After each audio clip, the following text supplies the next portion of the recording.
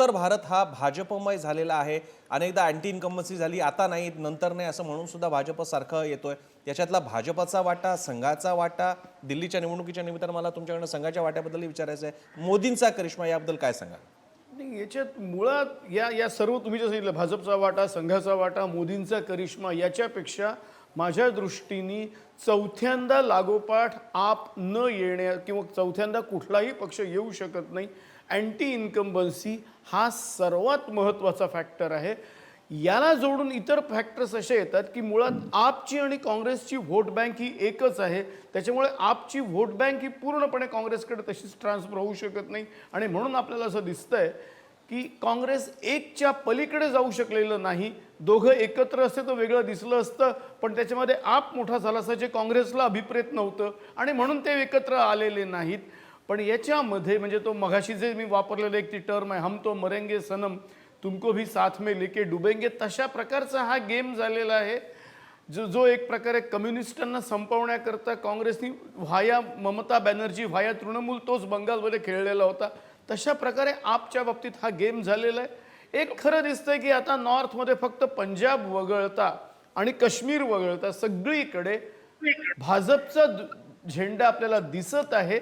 होय, ती फॅक्ट आहे। शेवटी काउबेल्टच्या भरवशावरच तर आज मोदी देशाचे पंतप्रधान आहेत लागोपाठ तिसऱ्या टर्ममध्ये, ही फॅक्ट आहे। आणि दिल्ली हे जे काही त्यांच्याकरता एक मोठ्या प्रमाणात असं लास्ट डेस्टिनेशन म्हणून होतं, ते सुद्धा आता शेवटी त्यांनी काबीज केलेलं आहे।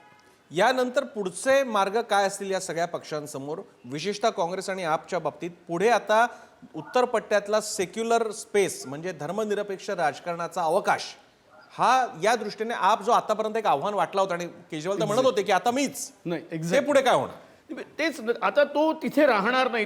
तीच स्पेस म्हणजे मुळात मगाशी जे मी वाक्य सांगितलेलं होतं की आपचा जो व्होटर क्लास आहे तो मूळचा काँग्रेस आहे, त्यांनी त्यांच्याकडे घेतलेला आहे। जे समाजवादी डाव्या विचारसरणीचे लोक तेच आणि सपोर्टेड बाय, ज्याला जे अनेक जण मान्य करतात की कार्यकर्ते भाजपचे होते, सपोर्टेड बाय बीजेपी म्हणजे आप झालेला होता।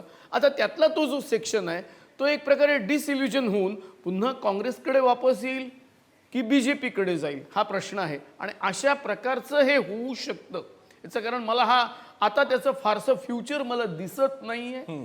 आणि तिथे पुन्हा एक प्रकारे नॉर्थ बेल्टमध्ये क्लिअर कट भाजप विरुद्ध काँग्रेस अशी, कारण उत्तर भारतात एक बिहार वगळता, बिहार आणि युपी मध्ये जे काही समाजवादी पार्टी आणि लालू प्रसाद यादव यांचा पक्ष जे काही आहेत, अदरवाईज पूर्ण भाजप आणि काँग्रेस अशीच जी काही लढत आहे तीच लढत दिल्लीमध्ये राहील।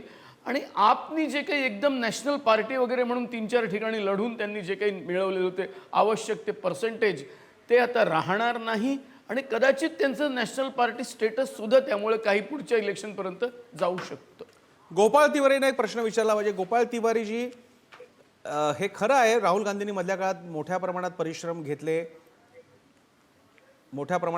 घेतले आणि ते यात्रा सुद्धा काढल्या होत्या, पण स्टेट लेवलला राज्य पातळीला चेहरे द्यावे